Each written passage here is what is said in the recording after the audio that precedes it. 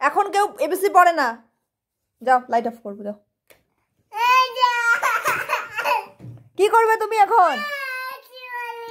এখন এবিসি পড়বে? কয়টা বাজে দেখ তো, কয়টা বাজে দেখ, দেখ কয়টা বাজে দেখ। 10টা বাজে, রাত 10টা বাজে।